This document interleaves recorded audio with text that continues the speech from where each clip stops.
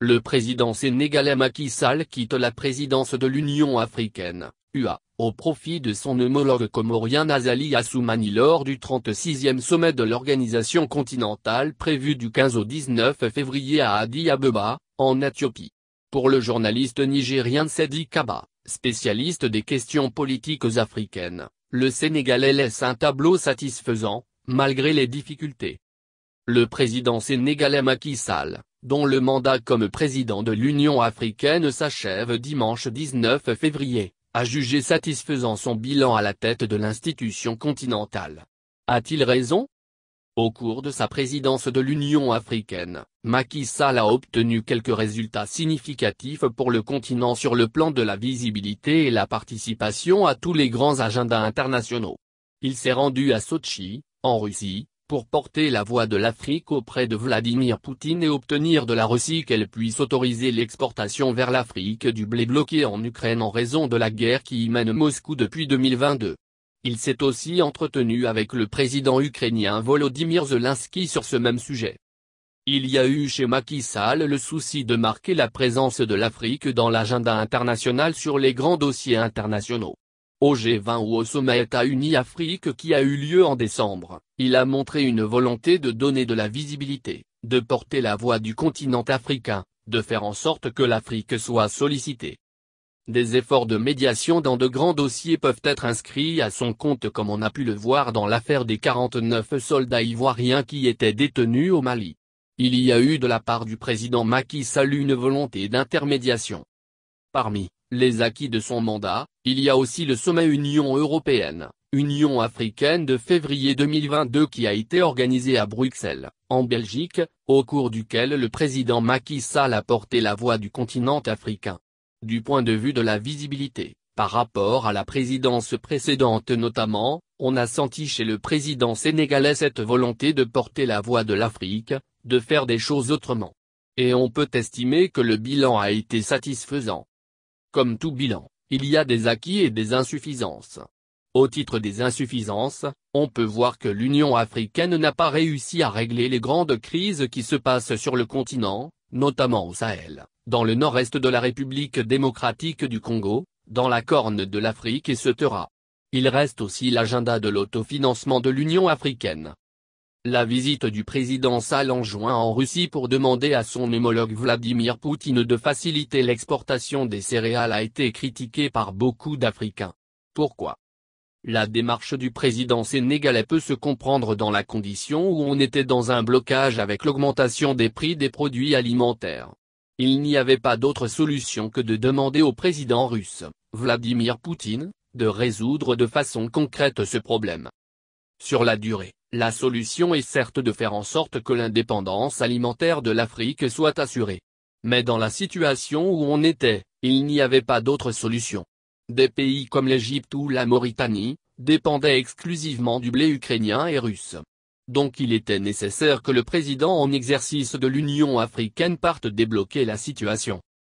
Maintenant, il faut aller au-delà. Il s'agit d'un problème de fond pour les pays africains. Il faut qu'ils puissent produire eux-mêmes que de dépendre de l'extérieur. À chaque fois qu'il y a une crise internationale, l'Afrique est arrêtée. Il y a quelques années, c'était le problème de l'augmentation du prix du riz importé d'Asie parce que l'Afrique dépend de ce continent pour son approvisionnement en riz. Aujourd'hui, c'est le problème du coût du blé qui a augmenté à cause de la guerre russo-ukrainienne.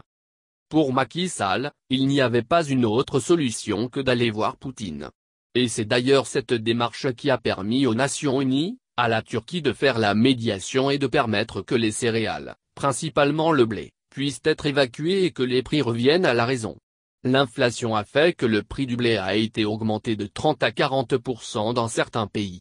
On allait vers des émeutes de la faim comme on en avait connu en 2008. Et le fait qu'il y ait eu cette démarche a permis de débloquer cette situation. La sécurité, l'alimentation et la bonne gouvernance sont encore des défis pour plusieurs pays du continent, particulièrement dans le Sahel.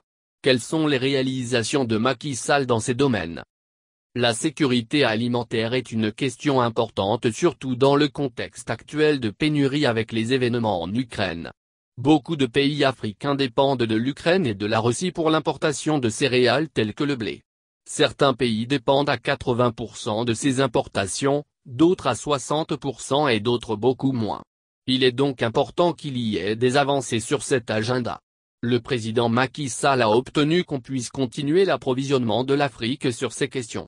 Donc, on peut estimer que sa contribution a été importante.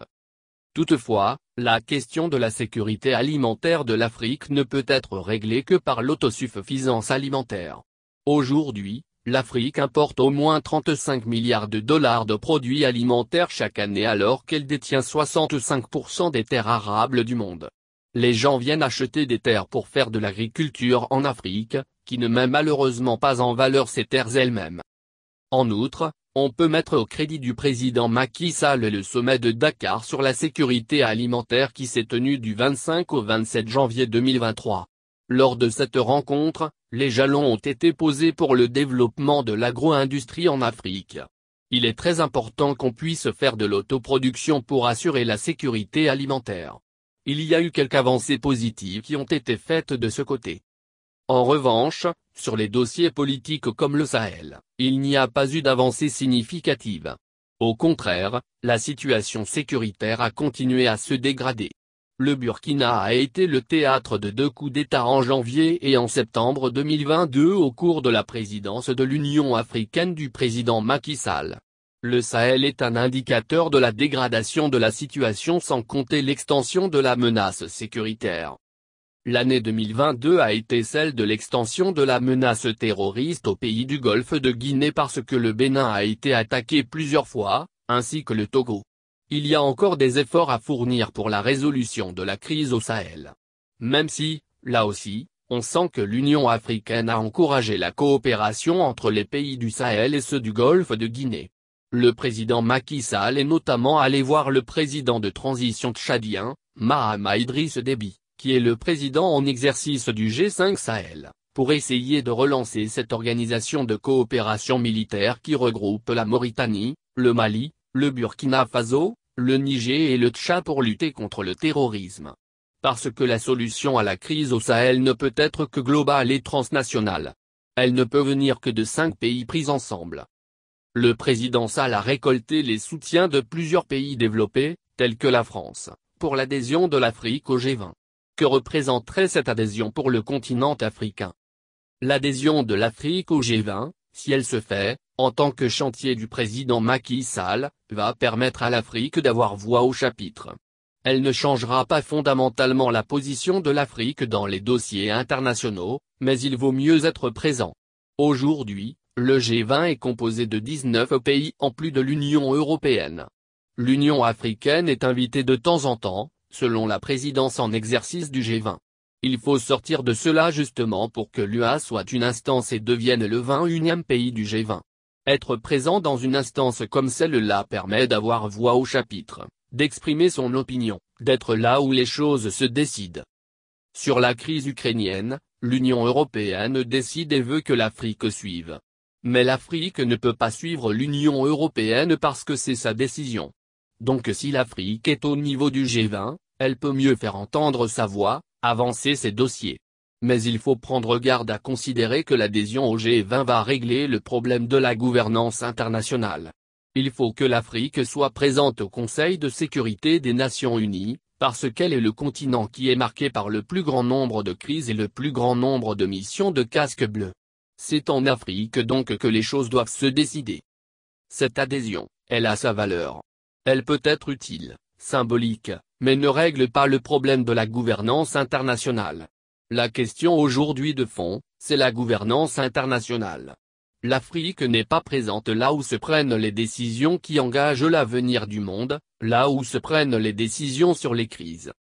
Le président Assoumani Azali des Comores qui va succéder à Macky Sall va devoir mobiliser la communauté internationale et les pays africains.